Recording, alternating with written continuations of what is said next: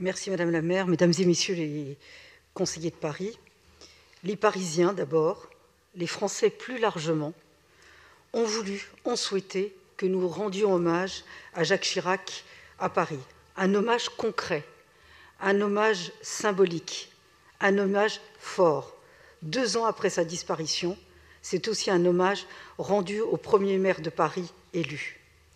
La portion du quai Branly, élargie, que nous allons renommer en son hommage, sera aussi un moyen de rappeler le maire réformateur qu'il a été. Le symbole est donc fort.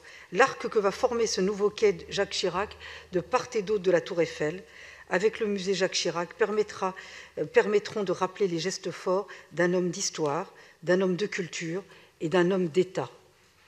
L'histoire d'abord, avec ce discours plein d'émotions, plein de force, plein de sens, mais aussi plein de symboles et dont nous devrions nous rappeler tous les jours. Ce discours de rupture du Vélodrome d'hiver prononcé le 16 juillet 1995, dont nous connaissons tous la portée et que parfois nous aurions tendance à vouloir oublier.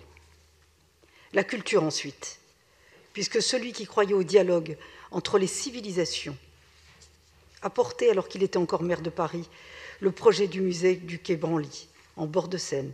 Il est le témoignage le plus sincère d'une passion qu'il a nourrie tout au long de sa vie, une passion pour les autres. Captivé, passionné par les arts premiers, il a œuvré pour que cette expression culturelle devienne accessible à tous.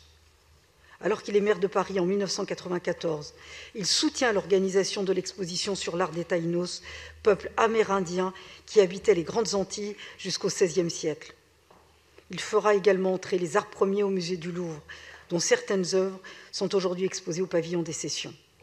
Souhaitant, je le cite, rendre justice à l'infinie diversité des cultures, Jacques Chirac soutient dès 1995 la construction du projet architectural et muséographique du quai Branly. Le succès de ce musée, inauguré en 2006, est considérable.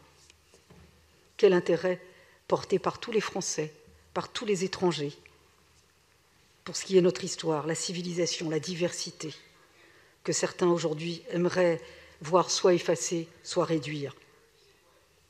1,5 million de visiteurs par an, soit 3, voire 4 fois plus qu'autrefois, le musée des arts d'Afrique et d'Océanie et le musée de l'homme réunis. Paris, et plus particulièrement le 7e arrondissement, ont été les heureux légataires et un magnifique écrin de cette politique culturelle, de cette politique humaine, authentique, singulière. Finalement, tout ce qu'il était. Une belle traduction de la personnalité de l'ancien président de la République, ce musée du quai Branly. Cette dénomination nous permettra et nous permet de rendre à nouveau hommage à Jacques Chirac, en attribuant désormais son nom à cette large portion du quai Branly qui s'étendra désormais entre la passerelle de Billy à la place des Martyrs du Vélodrome d'hiver.